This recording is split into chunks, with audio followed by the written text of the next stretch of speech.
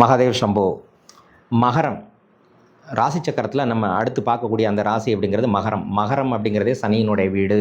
அப்போ முதல்ல மகரம் அப்படின்னு எடுத்துக்கிட்டாலே மிக கடுமையான ஒரு குணங்கள் அல்லது மிக கடுமையான ஒரு நேர்மை, நேர்மையாக இருக்கக்கூடியதும் மகரத்தினுடைய ஒரு குணம். இந்த காலத்தில் நேர்மையாக இருந்தோம்னா நல்ல பேர் வாங்குறதும் கொஞ்சம் சிரமம் அப்படிங்கிறது. அதாவது ப்ராக்டிக்கலாக ரொம்ப நேர்மையாக இருக்கக்கூடியவங்களுக்கு சங்கடங்கள் இருக்குது அப்படிங்கிறத தெரிஞ்சுக்கணும்.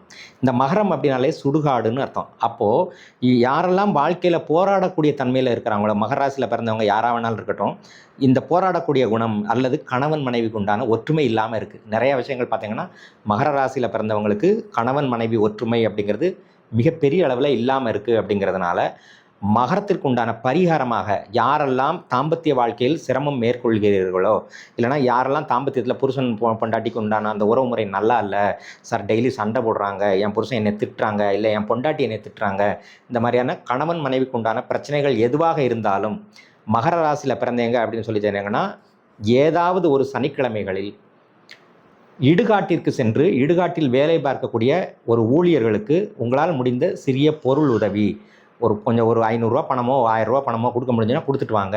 நிச்சயமாக மிகப்பெரிய அளவில் முன்னேற்றம் ஏற்படும். மகரம் அப்படின்னாலே சுடுகாடு அப்படிங்கிறதான் அர்த்தம்.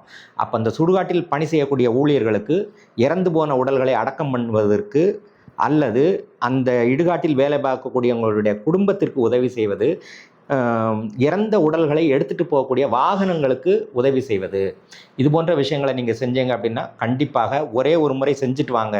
சனிக்கிழமைகளில் ஏதாவது இந்த மாதிரியான ஒரு விஷயத்தை நீங்கள் செஞ்சுட்டு வாங்க. கண்டிப்பாக கணவன் மனைவிக்கு உண்டான அந்த அந்யோன்யம் அப்படிங்கிறது நல்லாயிருக்கும்.